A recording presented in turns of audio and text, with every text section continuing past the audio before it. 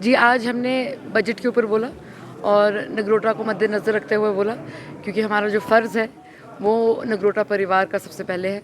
और आज क्योंकि हमें बजट पे बोलना था तो पूरे जम्मू कश्मीर के बारे में हमने बोला, ख़ास तौर पर बिजली के माध्यम से, एजुकेशन के माध्यम से और डिज़ास्टर रिलीफ़ जिस प्रकार से वो आया है और किस प्रकार से उसका प्रयोग किया जा रहा है, उस पे हमने चर्चा की है। क्या क्या कमियां लगी हैं आपको बजट में? आज आपकी फर्स्ट स्पीच थी असेंबली में, तो आपने बहुत बेबाकी से बोला और अपनी कॉन्स्टिट्यूंसी के मुद्दे भी उठाए।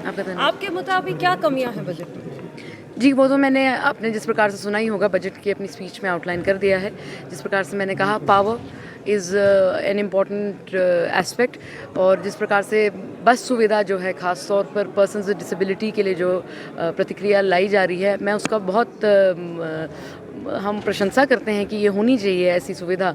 पर हमने देखा है ज़मीनी तौर पर, ख़ास तौर पर आप ही हमारे जो मीडिया के भाई बंधु और बहनें हैं, जिस प्रकार से आपने आकर्षित किया है कि कई अक्सर ऐसा होता है जब औरतों के लिए, महिलाओं के लिए ये सुविधा मुफ्त की गई थी तो उनके लिए बसेस रुकना बंद हो गई थी।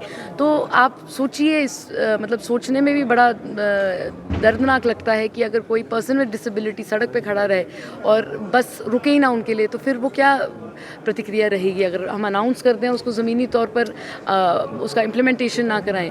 तो मैं उम्मीद करती हूँ कि ऐसी प्रकार की जो ये स्कीम लाए हैं ख़ास तौर पर हमारे पर्सन्स विद डिसेबिलिटीज़ के लिए वो और महिलाओं के लिए, वो इंश्योर करें कि वो ज़मीनी तौर पर भी उसका इम्प्लीमेंटेशन 100% हो। मैम, आज आपने फर्स्ट टाइम बोला कि, और वो भी बजट पे बोला और दबा के बोला, तो ये इतनी अपॉर्चुनिटी कहाँ से आई? क्या ये बाई बर्थ है?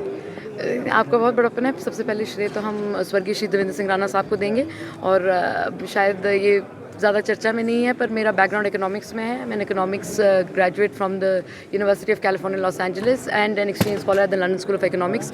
तो ये मेरा सब्जेक्ट है और ये तो ऊपर वाले की कोई कृपा रही है कि जो पहली असेंबली हमने अटेंड की बजट असेंबली थी, और जब जिस प्रकार हम पहली बारी बोले हैं वो बजट पे बोले हैं। मैम, जब आप बात कर रहे थे, जब आप अपनी देखिए, राणा साहब की कमी तो कोई पूरी नहीं कर सकता है। मुझे नहीं लगता कि उनके बराबर का कोई दूसरा व्यक्ति कभी भी इस दुनिया में चलेगा। पर जिस प्रकार से, जिस मार्गदर्शन से वो चलते थे, खास तौर पर जिस प्रकार से वो नगरोटा कॉन्स्टिट्यूंसी और नगरोटा के हर घर और परिवार की सेवा करते थे, वो ही मद्देनज़र रखते हम मैदान में उतरे थे तकरीबन 1.5 साल पहले।